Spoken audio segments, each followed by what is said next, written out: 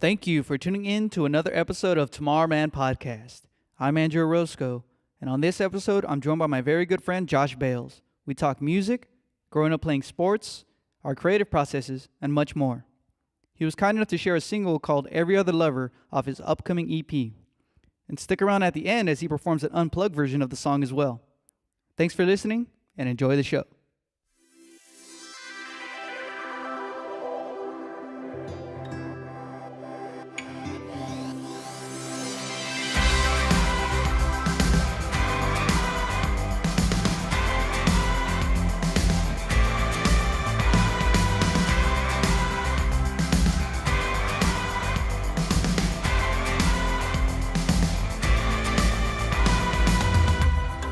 Every tiger has a tail.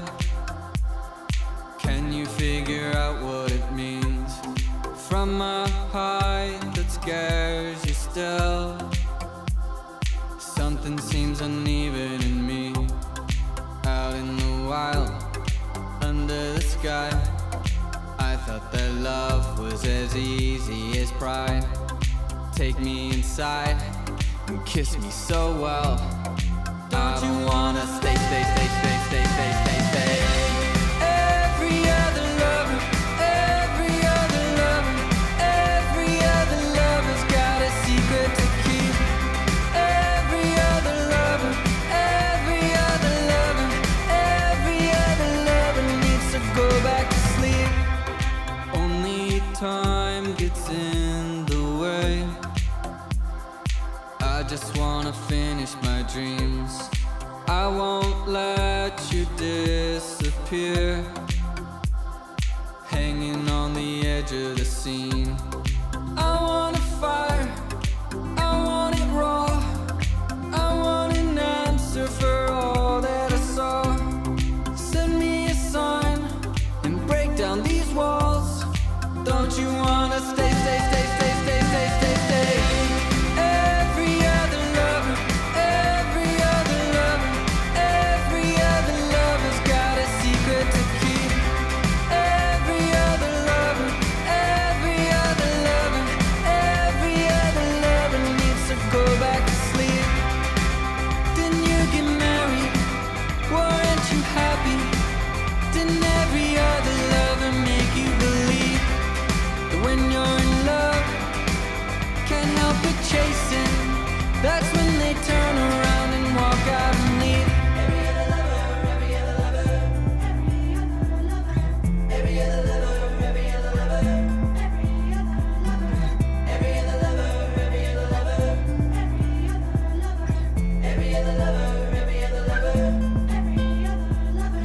When you're gone and I'm home with your heart, you're my only, you know me. Was there ever another way? Do you run? Do you hide? Does your life become lonely? You're holding every other lover's mistakes. Every other lover, every other lover, every other lover's got a secret to keep. Every other lover, every other lover, every other lover needs to go back to sleep. Didn't you get married? Weren't you happy? Didn't every other lover make you believe that when you're in love, can't help but chasing? That's when they turn around and walk out and leave.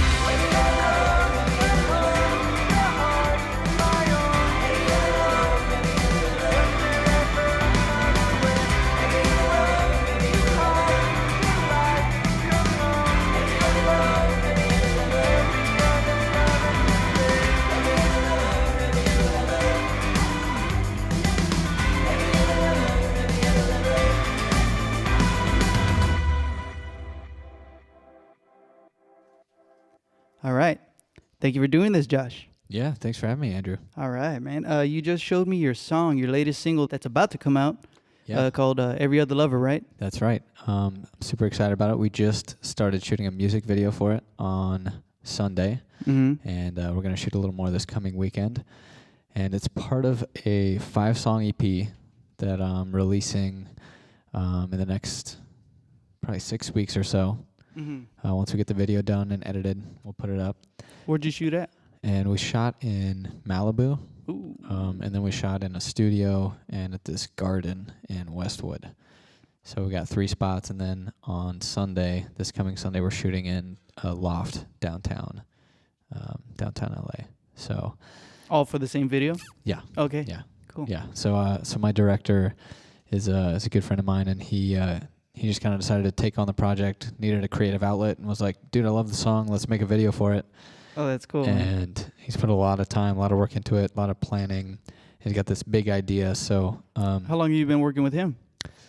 we've done some like photography stuff together, but this will be our first video project. I mean, aside from Instagram stories, we do like crazy Instagram stories.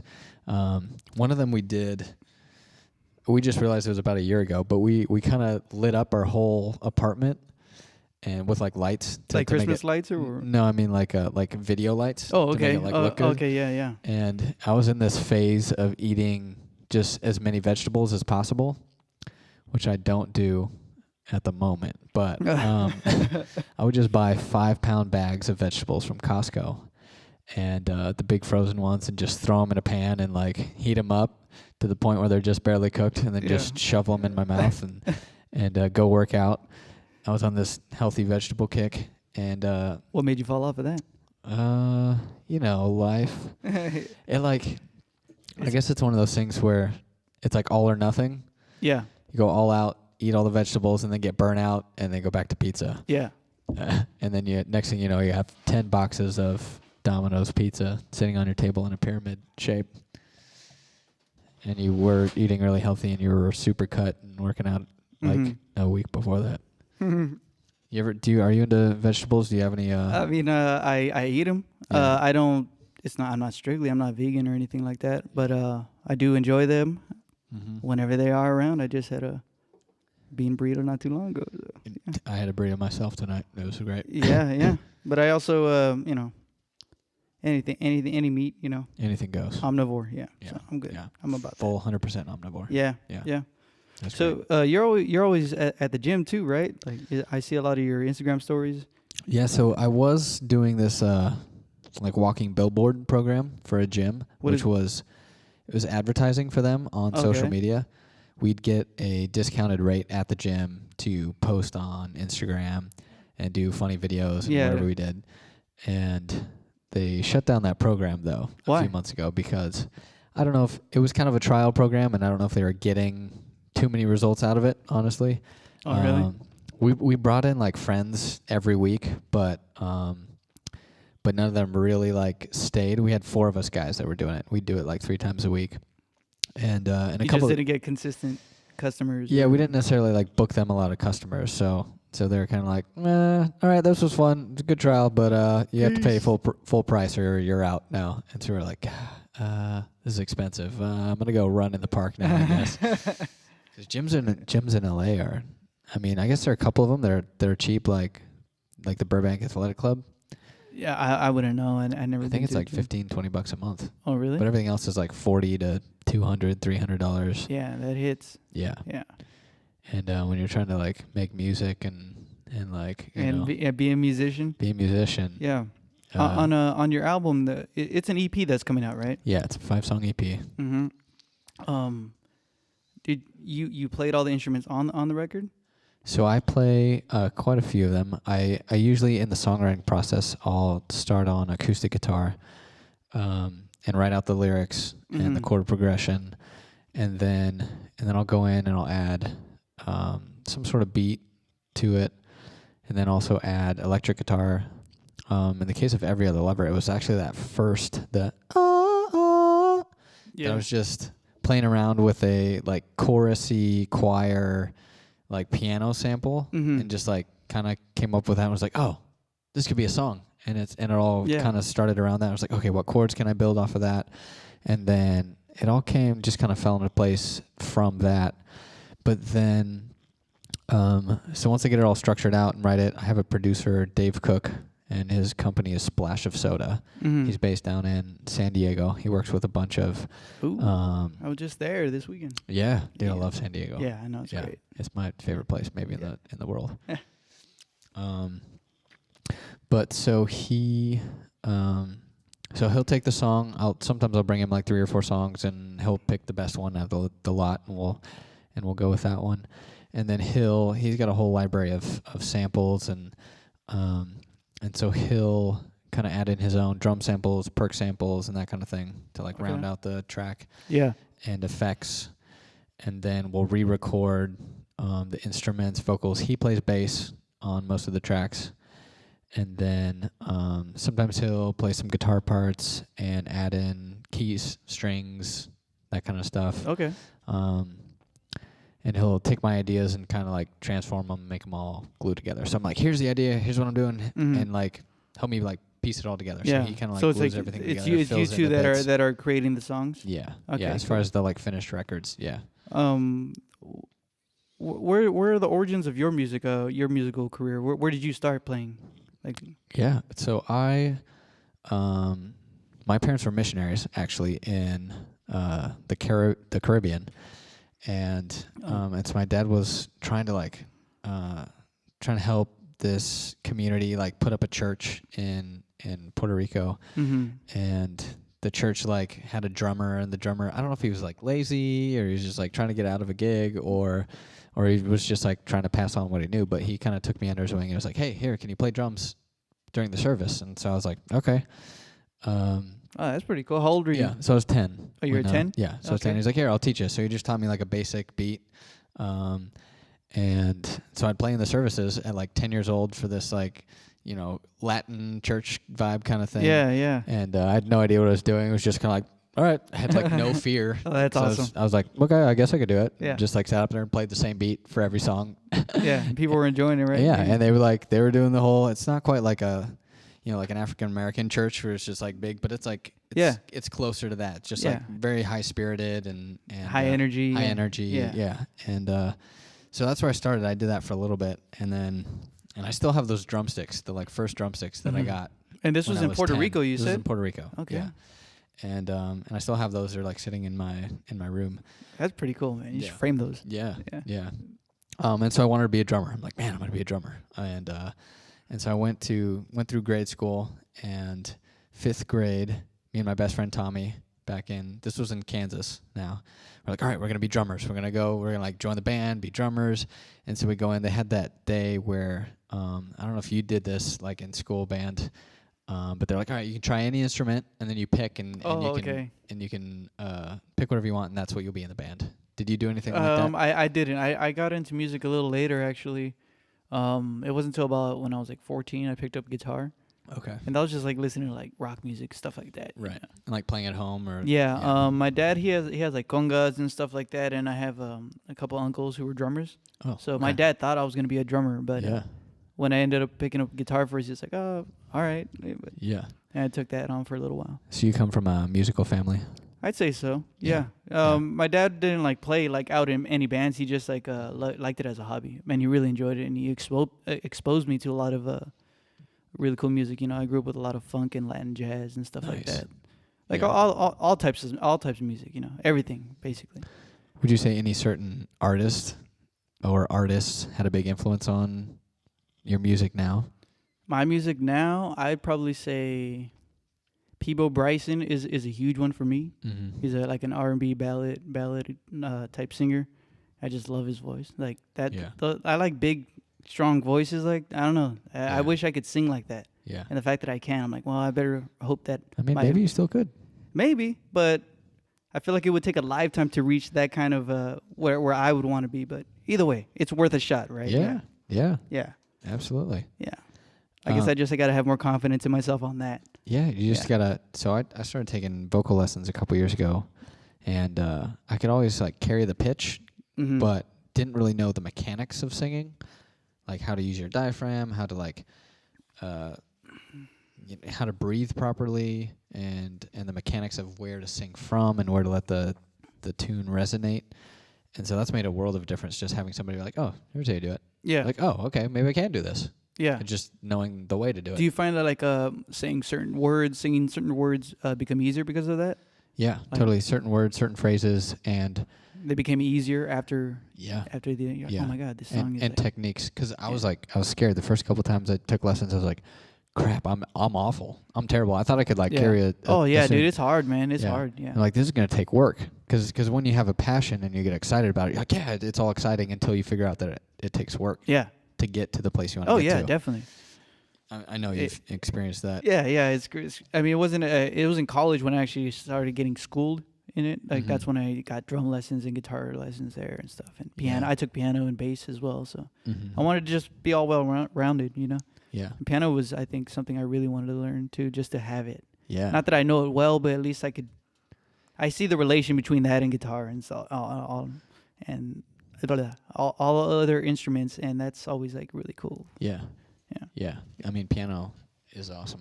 I've been trying to learn more. Like I can make chords and I can diddle around and make tunes and do all that stuff. But yeah. You just plug them into whatever synthesizers you have on Logic, right? You said you use Logic a lot. Yeah, I have a MIDI controller that I use to create with, but then I also have a full size keyboard, like an old Yamaha keyboard. You use MIDI on that. I used to. I don't.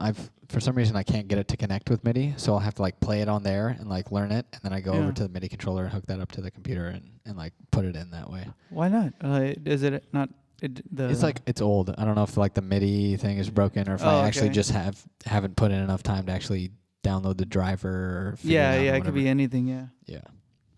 But I have one that works and one that sits there and I do other stuff with. So yeah.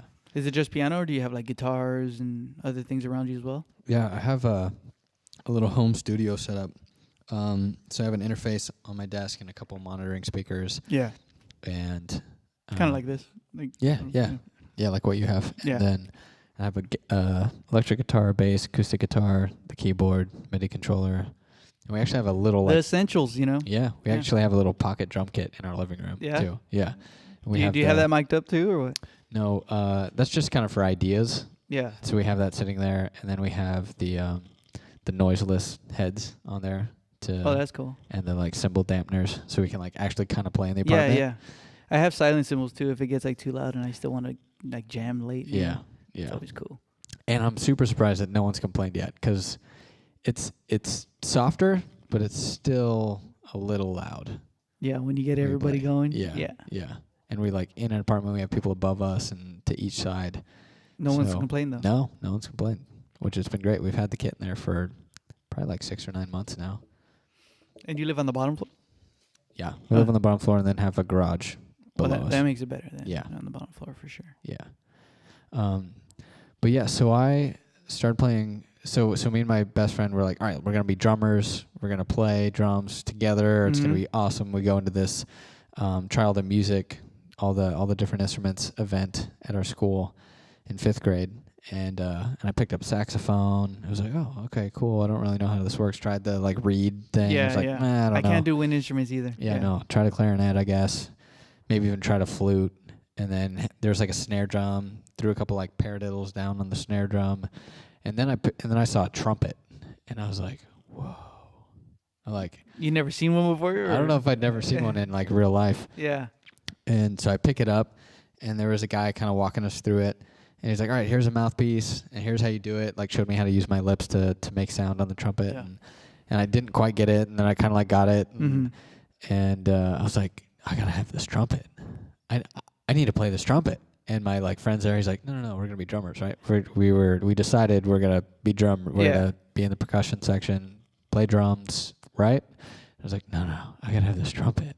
It was the weirdest thing. It was kind of the first time I had.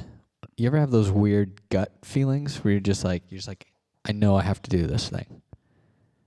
Yeah, I could say so. It's sure. your soul speaking. Yeah, definitely. There's something that's pulled me towards this. I have to do it. Yes, of course. It doesn't make complete sense. You're this is not what I came here for. Yeah. Isn't it the weirdest thing? Hey man, it's just, that's the ultimate question right there. You know. Yeah. You just keep going what the fuck is going on? Yeah, but I have to do this. I have to do it. Yeah. Yeah.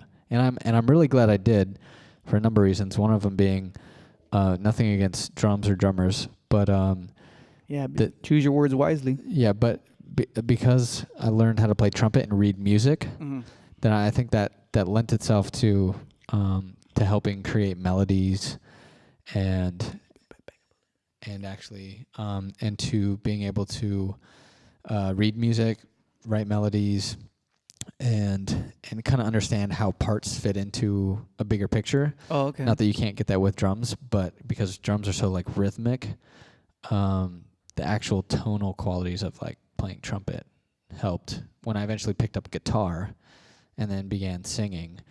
And so I'm like, that was kind of weird, and I still don't fully understand why I needed like fully to play that trumpet, but I think it was, I don't know, part of the... It was probably for the better since you kind of picked up a little bit of both sides, you know?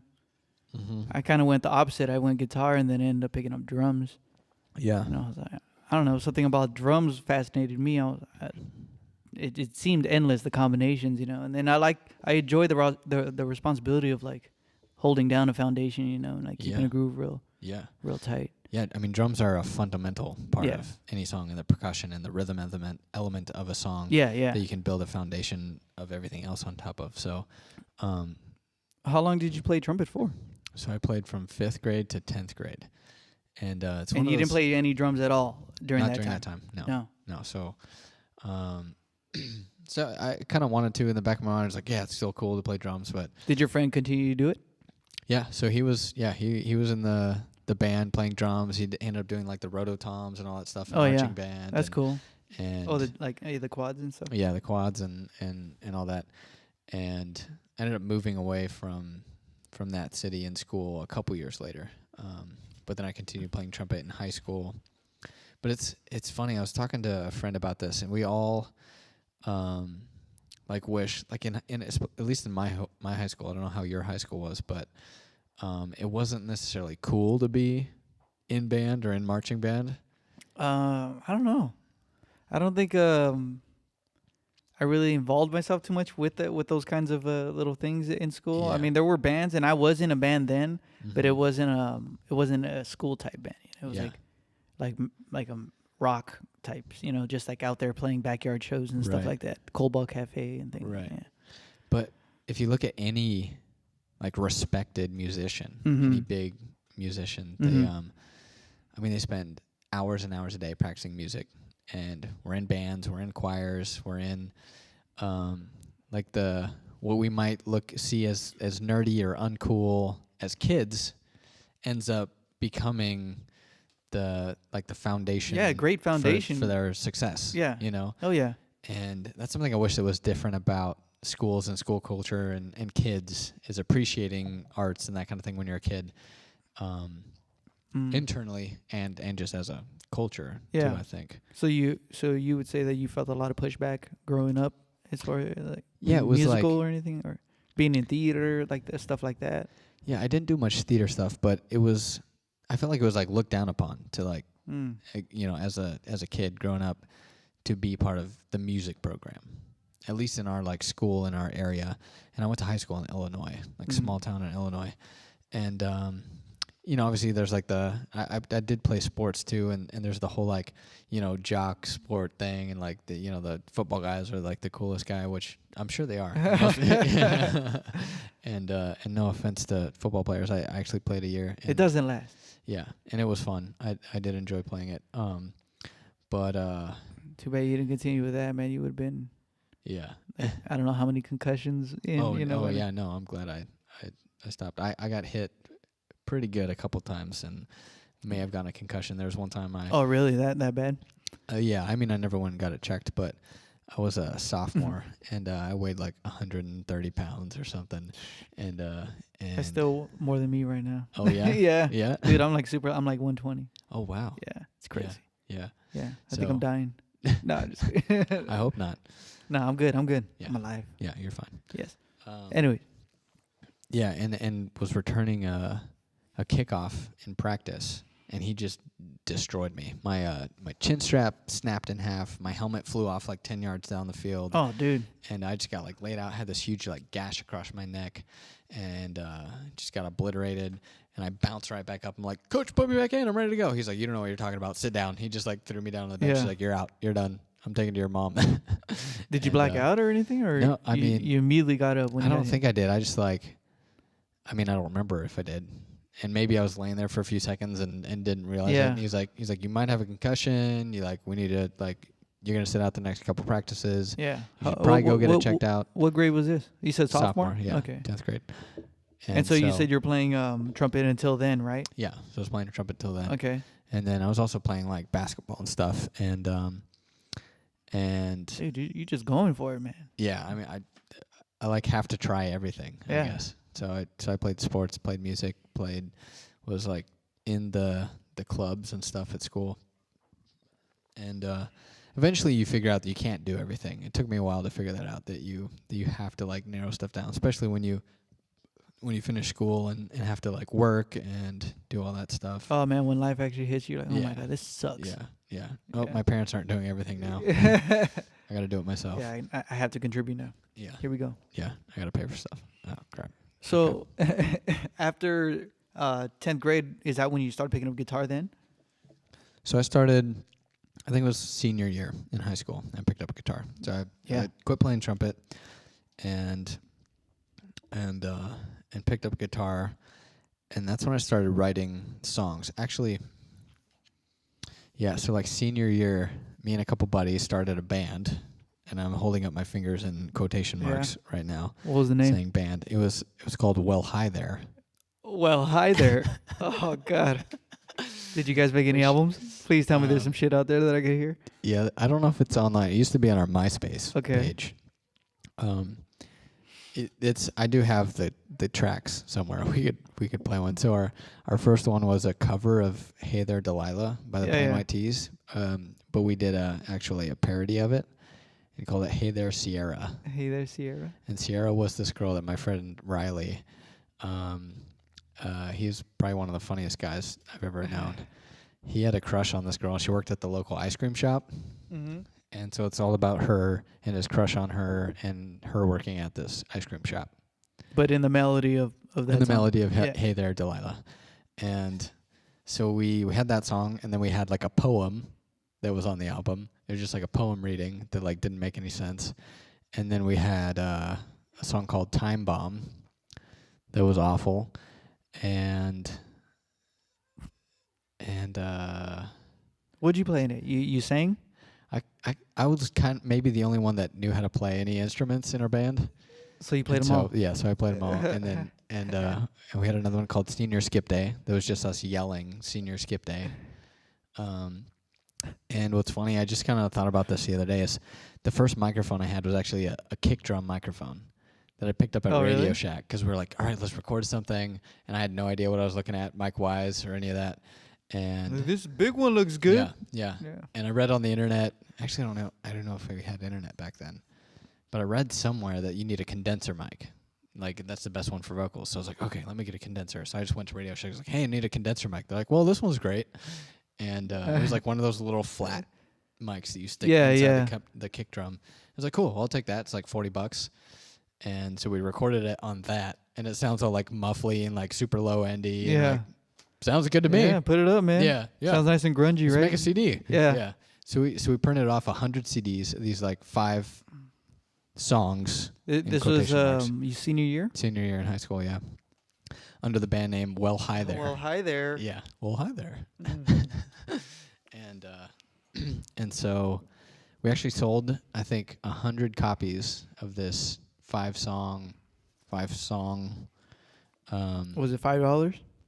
It was $2. We charged $2. Damn, so we made, deal, man. Yeah. So it was great, and we're like, hey, we're selling a song, and there were definitely some like legit bands in our area, that like guys that played music that were like doing rock and like punk and alternative type stuff and playing shows, and we never really played a show. We just sold those 100 discs and called it a day, and then we bought a tent with the money that we made. So you go camping one day, whenever? Yeah.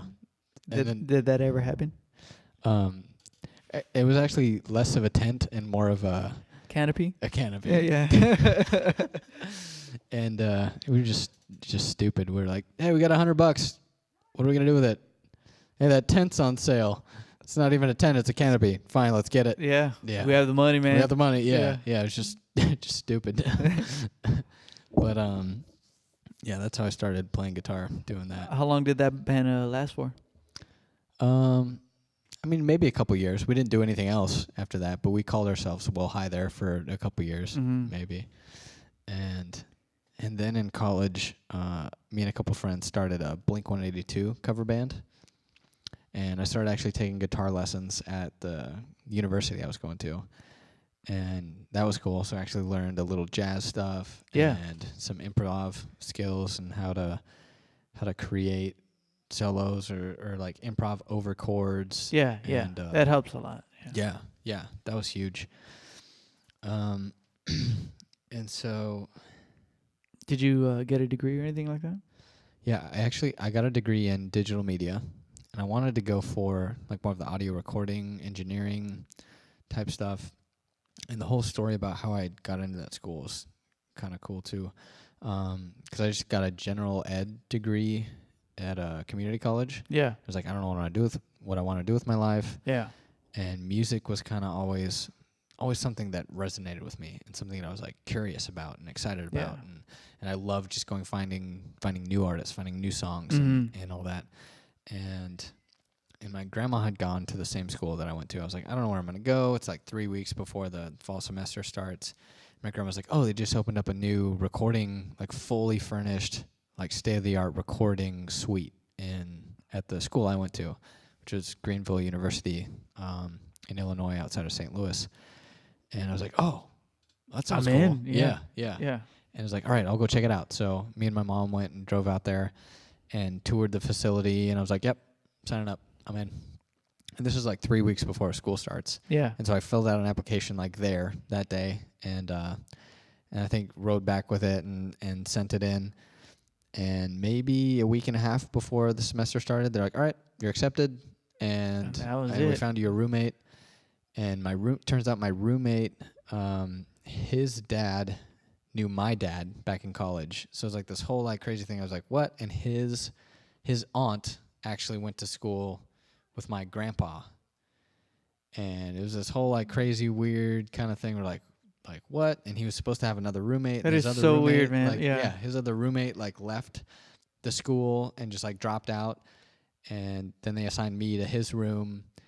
And then we became like fast friends, and I still still call him every once in a while. Yeah. And he'll hit me up. We'll catch up and we'll chat on Instagram or Facebook or whatever.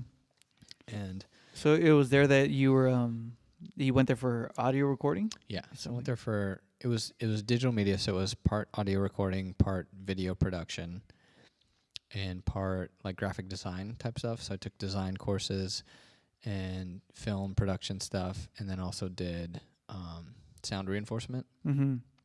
What's that? So basically taking signal from any kind of acoustic instrument and what's the word? Receiving. So I guess it's like sound reinforcement is taking the wavelengths, the audio waves from any acoustic instrument, and putting that through a system that amplifies it, essentially. So either through a PA system or into a recording interface, to a digital workstation kind of a thing. And mainly for live, it was, I guess it was catered towards both live and recording. But so I kind of like faked my way through mixing some bands, like the school bands that would like rehearse in the school rehearsal space, like the jazz bands and how'd you get away? What would you do? So they were like, so part of our assignment was we had to go in and mix rehearsals for some of the bands. And so I'd go in there, and I had some understanding of audio and signal, and but to me at the time it was kind of confusing, honestly. And our professor was overstretched for sure in his duties, his classes, and I felt like kind of every recording class I was in was the same. We were learning the same information about the same microphones and the same techniques to record stuff. So like, I'm taking 4 classes and paying a lot of money for these 4 classes, and they're all teaching me the same thing. Yeah. So I kind of dropped out of that and went more in the video direction because I was finding that I was enjoying that a lot, doing the video production. And we had this 50-hour film contest at our school. So you had 50 hours. They give you like an idea or a theme or like or a few themes, and you have to pick one. And then you have 50 hours to like shoot and to write, shoot, and edit a film. And so we put together a team, and Like you could only shoot 50 hours of film, or you have 50 hours to get it done. so you had basically 2 days to from the time they said go, and they gave you the idea to write it all out, and then get actors and whatever else you need, arrange the scenes, the places to shoot the thing, and then edit it, put it together, make it look good, and turn it in. So we did that. We ended up winning second place, my team, in this contest at the school, and I think we got some sort of gift card to some local restaurant, or I forget what we got. And when you were doing that, were you were you in charge of the camera? Were you doing the boom? What were you in charge of? I was I was in it, and then I also helped write it. We had another guy. So everyone had like multiple had a couple things. different roles, yeah. Yeah. And then so we had a guy that did the music for it, and then we had another guy that actually filmed it. He was on the camera, and then I helped edit it as well. So I spent a lot of time, probably a good 20 hours of that 50 hours, like editing all the footage, going through all the different takes. Doing that shit is fucking takes forever. Yeah. Forever. Yeah, it does. Do you do video editing? I as have well? done it a little bit before, and I've done like some dialogue editing for like little short films. Yeah. It just takes forever. It's like Yeah. it's crazy boring, but Yeah. like Yeah. it's jobs. I mean, yeah, it's kind of like recording as well. There's you get nitpicky with it, and you want to get the perfect take. And you Oh yeah, dude. Especially on drums for me, I'm Yeah. particular, and I don't like comping my drums. I like having one really good take. Yeah. There's something about it, and so Yeah. I'll be like the last 4 bars of like a song I'm writing and mess up, Yeah. and I'll completely do it all over again. I was Yeah. like, I don't want to. Yeah. I don't even want to hear it. Yeah. Yeah. Nope. Yeah. Delete it. Yeah, but it's hard. Yeah, it is. There's So- something rewarding about that, about doing the whole thing, playing the whole take, and just knowing you can nail the whole thing all at once. Oh yeah, man, it's fun, man. Especially Yeah. I got me and my best friend Mike. He plays guitar primarily, Yeah. but he also plays like a little bit of keyboard and other things as well. And he'll be in here with me. We'll write together, and yeah, sometimes he's just rocking out. Like he'll have the electric plugged in so he could hear himself, and we'll just like go and just try to, like how you're doing, like just create a song, Yeah. out of thin air, Yeah. out of something brand nothing. new. Yeah. That no one's ever done exactly before. Yeah, I try to do it as often as possible. Actually, like the more the merrier. Yeah. I'd rather have like an abundance that I could like really choose from and like choose the best out of those and like refine those ideas. Yeah. What do you think about original songs? Like, are songs ever like fully original, as opposed to like borrowing stuff from Like being influences? like or- influences. Oh, Yeah. that's hard, man. Yeah. Because I don't know. You can't help but be somewhat of a reflection of what you listen to, right? And Totally, what you yeah. interact with. So, I guess it just depends on the little twist that you put on it that makes it somewhat original. That makes it you. Right. Because yeah, I've heard things that I've written. People say like, "Oh, it kind of sounds like this. It kind of sounds like that." But I don't know. I like that. I like that style. I don't know, but Yeah. And I don't. I'm not knowingly doing it.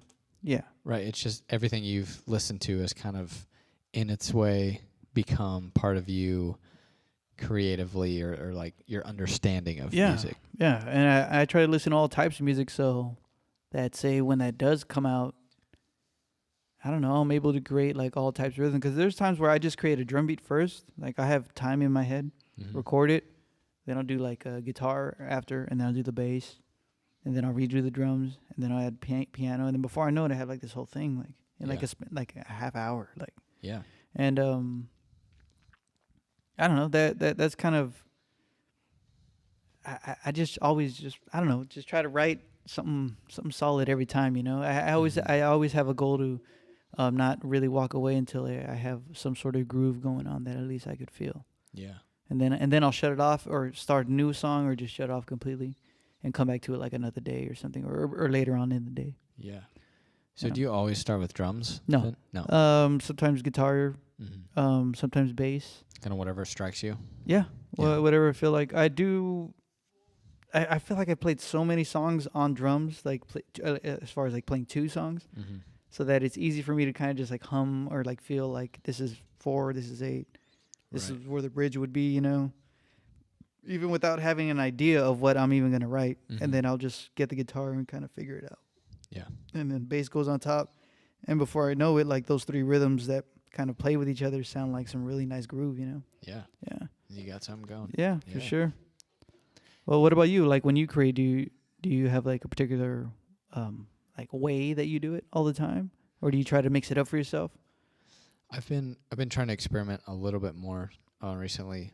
Originally, it'd be like I'd be messing around on an acoustic guitar or Mhm. even electric, I guess, and just playing around. Either I'd like play a few songs that I knew, warm up, and then just mess around, just see what came out, kind of a thing, and that would lead to a song idea.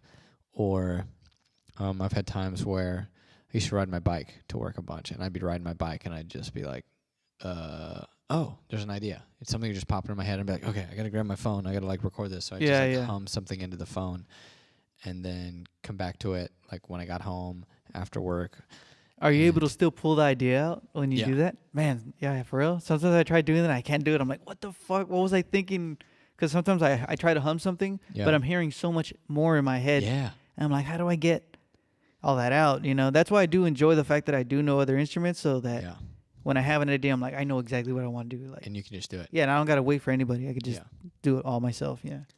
It's a beautiful thing to have to see that, to get a little taste and then start hearing all the other parts. Yeah. I think, but also so frustrating when you either don't know how to play the instruments you're hearing or can't do it fast enough to get it all done. Oh yeah, and it could be if it's not that, it's it could be the program sometimes. Sometimes it's running slow, it's laggy, Yeah. and or your device is not connecting properly. You're like, oh man, and it kind of burns you out. Sometimes you're like, Yeah. it totally ruined my flow, or any number of things could happen. But And that's the worst when you're like, this is a good idea. I hear it. I feel it. This is it. And Yeah. then you're like, and then you lose it. Forget Yeah. it. Yeah. And go take a walk now or something. Yeah. 'Cause it's not a completely rare moment, but it's such a special moment to have that happen. I feel like it's almost like you're receiving. Would you say this? Like you're just receiving the song almost. It Yeah. just like comes to you. Kind of thing. I totally. All the ideas or ideas or songs that I create, I feel like it's beyond me. I feel like it's something else that I'm tapping into, Yeah. that I'm kind of just channeling, and it's like, what is it today? I'm gonna, here it is, boom. Yeah. Like, damn, that guitar was. I'm very big on like, cause I know theory and all that stuff, but I'm really big on like forgetting about it and like just have fun with it. What keys, and forget about the keys. Like just kind of fuck around, and Yeah. figure it out later, and just go by what you feel. And so when I have that, I just try to grasp onto that as much as possible. And and I do feel like it's just somewhere in the universe already created. I'm just kind of like, oh, boom, here it is, and now I have it recorded, so I have some reference of it. There were so many times that in either other bands I was in or just for myself, I would just make music but not have it recorded or do anything with it. So it just kind of went nowhere. Yeah. Yeah. It's such a fascinating thing because I've heard it from quite a few people. Yeah, please go ahead. Help yourself to another Galaxy Park. Speaking of Galaxy and Universe and stuff, it's very Today's- appropriate. Today's podcast brought to you by. Galaxy Park, single hop pale ale series by Fort Point Beer Company. But yeah, so I've heard this from several friends and musicians that it's like that, like you were describing it as just kind of receiving something that's already out there. And I wonder, my thought is that we can almost like open ourselves up to receive more by being able to play instruments better and play more instruments. Yeah. Either that, or you surround yourself with people that are really good at those particular instruments. You know, it's like I may not be a great keyboardist, but I know someone who can. You know. Yeah, absolutely. Yeah. Either yourself or bringing in people that can. Yeah. And being together and experiencing that. Yeah.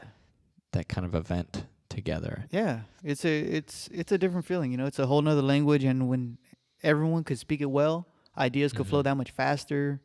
You know, and quicker, and everyone's just having fun. The whole point is to have fun. Yeah. There's been a lot of times, and I'm sure there's still going to be times where I'm not having fun. But I could say right now, like, I'm having fun, like, just creating and really trying to figure out my voice, you know, and all this. Right. Yeah. So do you ever get to a point where you're having fun, you're like, you feel like you're receiving a song, or you have a song that's flowing, or you're getting ideas that are just kind of like popping off, and then you just hit a wall?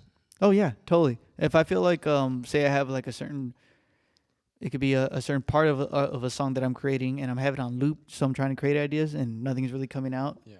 Then I'll step away. Like I'll turn it off, like, you know, play a little video game, or just go out for a moment. But definitely I'll take a break. You know, have a little smoke break, and come back. Yeah. That usually helps, or start a brand new thing. I'm not one to just try to sit there and hammer it out, because I think that doesn't really result in really good music. In my experience, for me. Have you ever had to and just hammered it out and actually got somewhere? Yeah, sometimes, yeah. You know, I'll sit up to the wee hours just working stuff out. Yeah. That's usually when I'm like already in a kind of like a mixing phase, you know, where I'm trying to find the right instrument, the right reverbs, and get the compression just right, dialing it in. Those are times when I'm really putting the hours. But when I am like putting the instruments down, it's usually pretty quick. I just gotta as long as the groove is there, and I can feel that like the guitars are good, the bass, drums, have at least a pretty good idea. Then like I'll leave it as is, and just like add the effects on top of them. You know. Right. Is there anything specific that takes you out of that? If you're like in the zone, you're creating. Is there an event or something, or something you have to do, or somebody that I can't look at my phone. Yeah. I had to turn it over. Yeah. I don't like any distractions when I'm in creating music, which I don't really have any when I am in my mode. Usually, like, my family is very respectful, and they totally support what I do. So they know when I'm down here and they hear the drums going off, like, oh, he's doing his thing, you know. Yeah. That's a good point, because I feel like I might put my phone away or put it in my pocket and not pay attention. But then if my computer's open and I'm using it to record, then I'll get the little notification up in the corner that I get a text from somebody, and then I'll just like that. I'm like, lose it. Dude, I mean, I'm not perfect, you know. Like I'll be practicing sometimes, take a break, and then I look at my phone. All of a sudden, I'm on Instagram, and then I realize I'm just like flipping through, like nothingness, and I'm like, what am I doing? Go get back to work, you know. Yeah. Focus. Yeah. Just discipline, you know. That's all it is. Yeah. I just really have a passion to play really well. I want to play really well and write really good music. Like. Yeah. That's it. Sure. That's it. It's an easy. It's not an easy goal, because it's a practice like every day, and I don't practice every day, but I try to, you know. Yeah, I feel like when I recognize also that I'm in that place, like, oh, I'm like in the spot. I'm writing something. I have ideas. They're flowing. And if I like actually consciously recognize that, it'll almost snap me out of it too. Like, you just have to like go with it and not think about it. Oh yeah, you just have fun. Just boom. Like, sometimes I'll make a little electronic beat. I have my friend Mike here, and it'll just go. I'm like, here, make something for me. Boom. He start recording. Record that. All right, make a second riff that accompanies that. He's like, all right, give me a second. All right, I got something. And he'll record that. Yeah. Make a third riff that accompanies these two. And he does that, and then also we'll take those on this programmer here, and we'll just like, you know, arrange them. It basically like A, B, and C, and just like which way you want to do it. This can move here. This can move here. This many times. Yeah. Let me record drums over this arrangement. I'll do that whole take. We'll listen back, and then kind of decide, rearrange a little bit. But there's different ways to approach it, and I try to have it that way so that I don't get bored, because I find I do get bored if I just have only maybe one approach. Yeah. Or a couple. I have at least maybe 5 or 6, you know, different ways of doing it, so it keeps it exciting. Yeah, a solid handful. And then doing this makes it like fun too and different, you know. A whole different dynamic, actually, like talking with people and doing things like that. Yeah. How do you do it? What do you do and all that kind of stuff? You know, it's always nice just getting a little personable with people. So. Yeah. What's the best tip you've had as far as creating songs or songwriting from somebody? Just don't overplay. Yeah. Yeah, like like whatever instrument you're playing on, like just like know like the role of that instrument, and just it's not about the chops and all that crazy stuff. So Yeah. especially as a drummer, it's hard to not, like sometimes I want to do that stuff, but sometimes I just need to be boom, ta, boom, and that's all you really need. Mm-hmm. And all the other instruments can make the rest of the rhythms up, But that's probably it. Just not overplaying. Yeah. That's huge, and it's very hard to just keep that. Like Yeah. I always feel like I overplay. Because not necessarily that you do this, but I feel like we all have this desire to shine, to excel, to prove what we can do. Yeah. And I just want to leave something behind, yeah. Yeah. Yeah, to leave a mark, to be remembered, maybe even. And I think that's a good point you bring up, because I've seen that with a lot of the artists that we work with at the studio. Is the artist will bring in a guitar player or a drummer, Mm-hmm. and the guitar player or drummer wants to steal the show, and there's a time for that. There's a time for that solo. There's a time for that show off moment. But if you're trying to just noodle a bunch of guitar stuff or get crazy on the keyboards in parts where it doesn't fit, and it actually takes away from the rest of the song, it creates a problem. Yeah. It was like, you could be great, but if you're doing that, you just like, Yeah. it's like someone just kind of like a keyboard. Yeah, for example, a keyboardist over a singer or something like that. During like a ballad, you're just going, Right. like, yo, you sound Get outta good, but relax, Yeah. Get out of here. Yeah, You're out. there's a time and a place for it, like you said. So Yeah, it's almost like a metaphor for life. There's a time to shine. There's a time to just to stick your nose down and get the job done and play your part. yeah, and it all depends on like the type of song you're creating, what it is you want to do. I was talking with Paul earlier about it, and we're talking about like, I don't like a lot of chops as far as drummers, like crazy choppy drummers. But in the same breath, I also said that I also wouldn't mind if, say, when I decide I want to do a song that has like 3 different types of drum sets on it, all playing some wacky drum shit like it could be that chaotic sometimes. Like, Yeah. I like punk music, I like metal, I like emo, I like country, I like all types of shit. So it doesn't even matter. I don't know what the actual point I was trying to make with it, but I don't know. It's really hard to at least for me, when I am in the creation mode, I don't really have a set goal. I just want it to sound good. Like, I don't know. Yeah. I find maybe I gravitate more towards like funk, Yeah. jazzy-ish stuff. In terms of what you create. Yeah, so in terms of what I create, maybe indie style. I don't know. Yeah. Like, I really don't know. Like, I make so many ideas. I feel like that it varies. Like, there's so much variety. I'm trying to actually like get my folders in order as far as like having like Latin style, hip hop style, things like that. Because I'm having so much build up. Mm-hmm. I have like my hard drive and all that shit. And I don't know how much music you have that it accumulates over time. It does. Yeah. Is Bales, like, that's your stage name, right? Yeah. Is that has that always been like your musical endeavor, or No, not necessarily. as far as like your own music? Yeah. So when I started getting more serious about a musical career and creating music and releasing music and all that, I was searching. I had this whole list of 60, 70, 80 different names. I was like, oh, this would be cool. This would be a good name. Or what about this? And wrote them all down, and like over time kind of accumulated that list. And then would check on Spotify or iTunes and look up that name and be like, crap, that's taken. Okay, I got to think of something else. So I'd like then write some other ideas and check them and like, man, okay, that's taken too. And then like search Google, search for them, and I was like, okay, man, all the like. Well, even your actual name is taken, right? Even my name's there's a singer.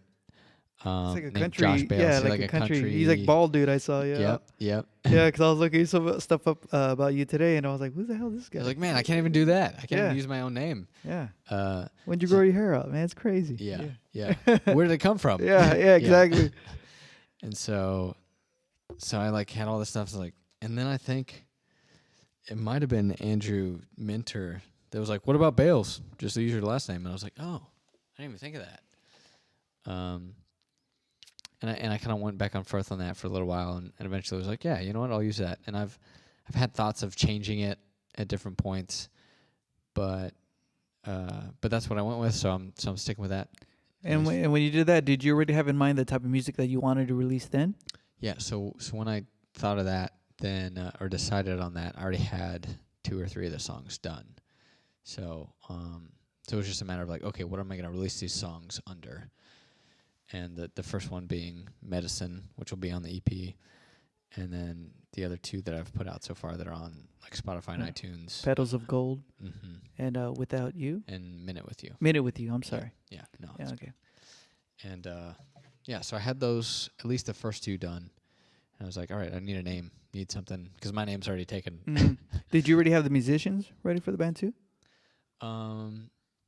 You know what? That's like that's a funny story too, because I've always wanted, and the sound that I had, the idea that for the sound that I had, was always a full band thing. You know, I've played acoustic guitar now for a number of years, and written songs, but I always thought the vision was bigger than just me. Mm-hmm. And it's always better when there's a full band. Yeah, it is. And I'm so thankful. I've had several different guys play in the band. Andrew's played bass for a little while now, and Christian on drums, and Greg's played guitar for several of our shows, and then Greg. And you're singing and playing guitar and keyboard. I don't play keyboard. I always have these like big dreams and big ideas of what I'm gonna do. I'm like, okay, I'm gonna do this. I'm gonna play keys for this song, and there's gonna be like a piano on top of this riser that's gonna like fly in from the sky. Oh, dude, it becomes so much work, man, when you start like doing like multiple instruments on stage. It's like, oh shit, you know. It's like, oh, I gotta figure this out logistically. And okay, hey, anybody want to play keyboard for this? And I always dream a little bit further than I can actually probably accomplish. Yeah. So we'll get like 2 rehearsals in, and we'll be 3 weeks out from the show, and I'm like, all right, I'm gonna do this, and be like, are you triggering anything too, like any samples or anything like that? Yeah. So we do trigger some. Is Christian doing those? Some of the effects, yeah. So he'll trigger that from the drums, some like sweeps and effects, and some of the like kind of outlandish sounds that we'll come up with during recording that are hard to reproduce during a live show. Yeah. Oh, yeah.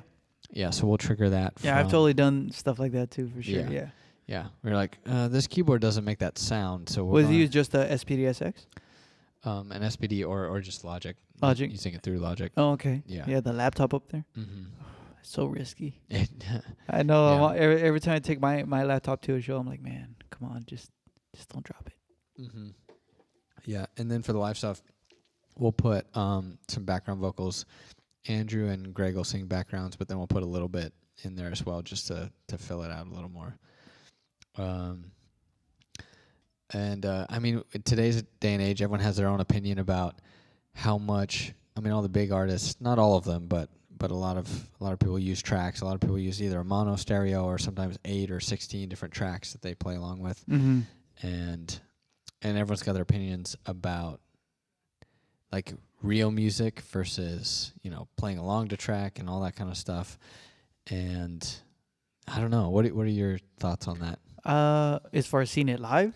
As far as like a live show and how much of it is actually played versus playing. I mean, at least for me, I always enjoy seeing a live drummer. Yeah. Like it just helps a lot, but it's not necessary. It definitely isn't. I've seen plenty of music where there isn't a drummer, obviously, and I don't know. If there are live musicians, to me it automatically like puts it a step up. Yeah. Like if there's live musicians playing, but as far as like triggering like little samples, that's always cool too. You know, like that's kind of a skill in itself, because you got to kind of be like right on the nuggets with it. You know. Yeah. Especially if like say you guys are playing to a click live or something like that. You know, that's super important. Right on the nuggets. Yeah, right on the nuggets. I feel like that should be the name of this episode. Right on the nuggets. Right on the nuggets. That is the title then. So be it. So be it.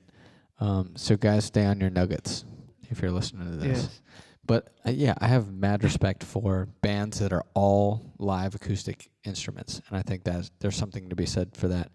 But I also think, just my opinion, that there's a whole creative opportunity as far as using sounds, using samples, they have those, the like light harps and that kind of stuff. Just like all sorts of, it's artistic, and if you can make it a good show, you can make it entertaining, you can make people feel. Then what does it matter, how many people are on stage or whatever, as long as, if you're entertaining, you're grooving, you're throwing out that energy, it's going to be contagious. People are going to feel it, Yeah. And, by the song, your newest single that you showed me, I feel it there. And the other three singles you have out already, what, it's going to be 5 songs, you said? So you got one more? Yeah, so I got 5 songs. I have this one and another song called Hit of Love. Okay. That's done. So the 5 songs are done, mastered, and ready. It's just a matter of finishing the video and putting them up. All right. Well, don't forget to stick around after the show. I'll play the whole the song from the EP. Yeah. And are you going to be entertaining us with a special one too? Yeah, I'd love to actually do a little acoustic version of the song if you're down to hear it. I'd love to. Let's pause it real quick and set it up. Let's do it. Right. Cool. Every Other Lover. Here we go. Take it away, Josh.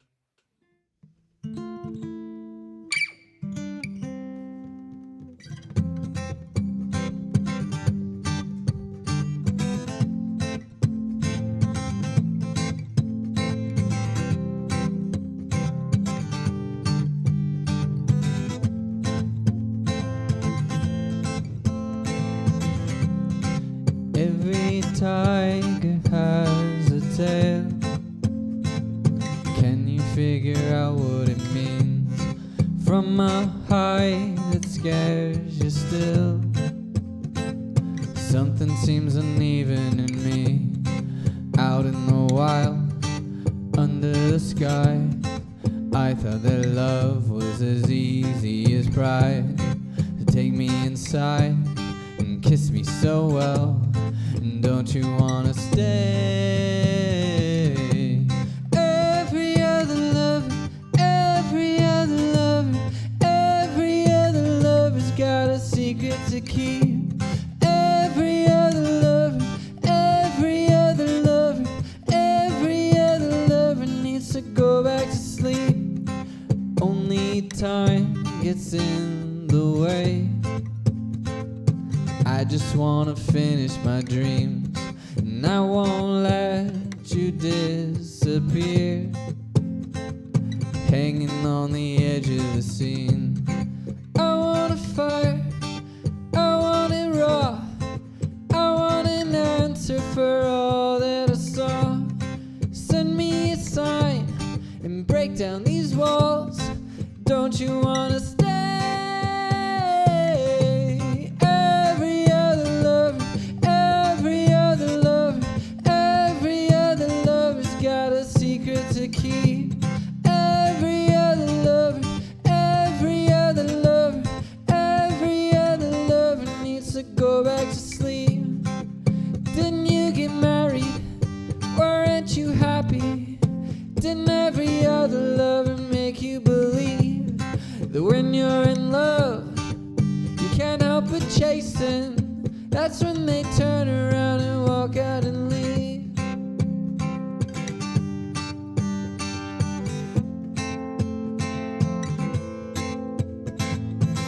When you're gone and I'm home with your heart, you're my only, you know me. Was there ever another way? Do you run? Do you hide? Does your life become lonely? You're holding every other lover's mistakes. Every other lover, every other lover, every other lover's got a secret to keep.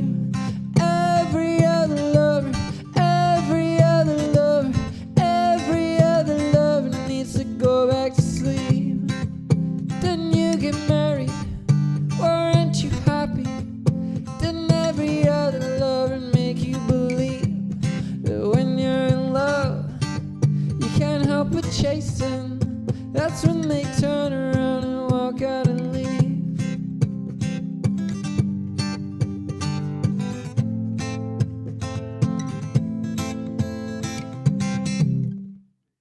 All right, man.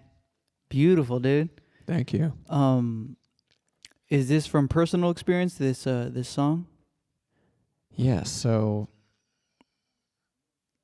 I'm trying to think of like the moment that I wrote this, and the whole like theme of it. The idea was like broken relationships, and I get that. Yeah. yeah, and the one that gets away, the one that you think is the one or the right one, and everything's going well, and then you either discover something or through conversation or just through living and being around the person, you're like, oh, this, for whatever reason, whether it's lifestyle or what, sorry, Oh, no, it's all right. or whatever it is, that it's just like not going to work out, and or you don't have the same vision for life. Yeah, you're just not aligned right now. You're not aligned. Yeah. Yeah. And so, and kind of accepting that and being like, okay, maybe this isn't right. Maybe there's somebody else, or maybe this was great, and appreciating like beautiful qualities about somebody that is maybe not your specific partner per se. Yeah,